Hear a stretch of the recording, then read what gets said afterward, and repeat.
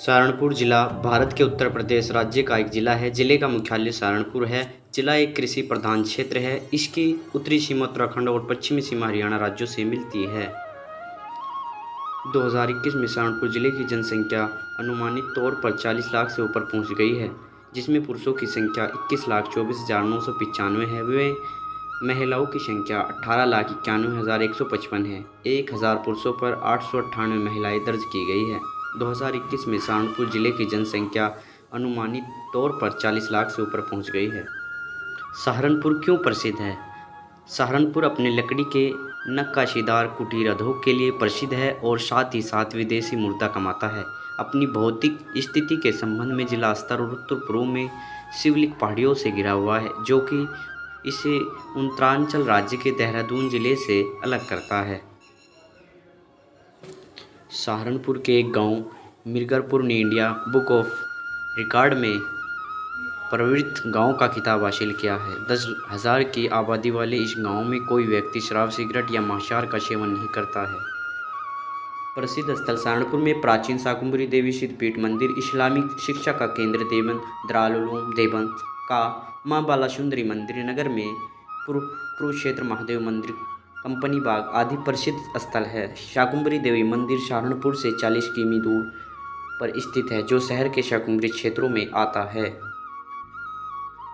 अकबर पहले मुगल शासक थे जिन्होंने सहारनपुर में नागरिक प्रशासन की स्थापना की और दिल्ली प्रांत में इसे सहारनपुर सरकार बनाया और एक राज्यपाल नियुक्त किया। सहारनपुर की जहागीर को राजा शाह रणवीर सिंह को सम्मानित किया गया, जिन्होंने सहारनपुर शहर की स्थापना की थी। उस समय सहारनपुर एक छोटा सा गांव था और सेना का कैंट क्षेत्र था। ऐतिहासिक रूपरेखा जिले की भौगोलिक विशेषताओं ने यह साबित कर दिया है कि सहारनपुर क्षेत्र मानव आवास के लिए उपयुक्त था।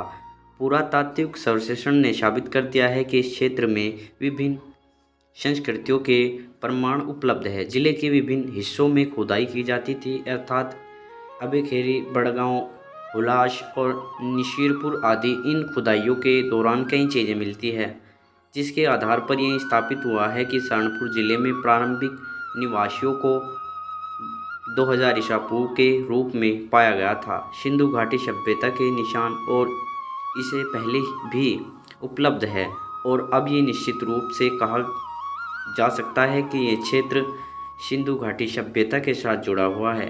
अबेकेरी, बड़गांव, निशीरपुर और हुल्लास हड़प्पा संस्कृति के केंद्र थे, क्योंकि इन क्षेत्रों में हड़प्पा सभ्यता के समान बहुत सी चीज़ें मिलती थी।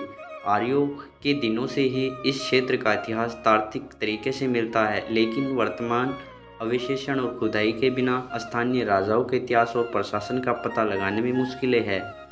समय बिताने के साथ साथ इसका नाम तेजी से बदलता जाता। इल्तुतमिश के शासनकाल में सहारनपुर गुलाम वंश का एक हिस्सा बना।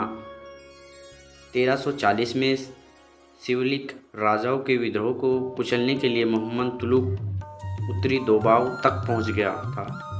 वहां उसे उपदोई नदी के तट पर एक सूफी संत की उपस्थिति के बारे में पता चलता है। वे उन्हें देखने के लिए वहां गया और आदेश दिया कि अब से इस जगह को शाह हारून चिश्ती के नाम पर शाह हारनपुर के नाम से ही जाना चाहिए। अकबर पहले मुगल शासक थे जिन्होंने सहारनपुर में नागरिक प्रशासन की स्थापना की और दिल्ली प्रांत में इसे सहारनपुर सरकार बनाया और एक राज्यपाल नियुक्त किया। सहारनपुर की जागीर को राजा शाह रणवीर सिंह को सम्मानित किया गया, जिन्होंने सहारनपुर शहर की स्थापना की थी। उस समय सहारनपुर एक छोटा सा गांव था और सेना का कैंट क्षेत्र था।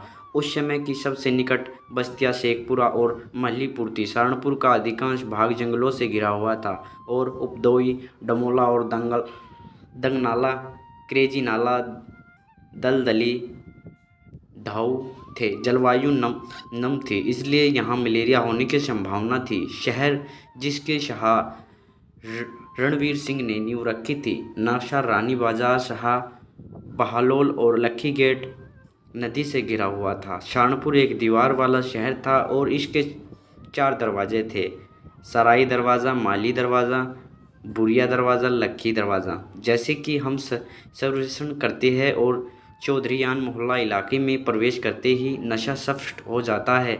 शाह रणवीर सिंह के किले खंडर अब भी चौधरीयान इलाके में देखे जाते हैं।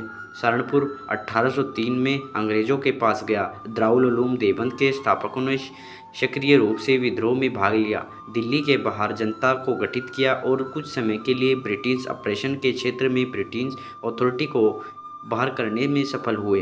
वर्तमान में मुजफ्फरनगर जिले से के एक छोटा कस्बा शामली उनकी गतिविधियों का केंद्र था। 1857 के बाद मुस्लिमों के संस्कृति और राजनीतिक इतिहास अलीगढ़ और देवबंद के चारों ओर आगे बढ़ा। कासिम नौटी देवबंद का प्रतिनिधित्व करते थे। देवबंद ब्रिटिश का विरोध किया। ईस्ट भारतीय राष्ट्रवाद, हिंदू मुस्लिम एकता और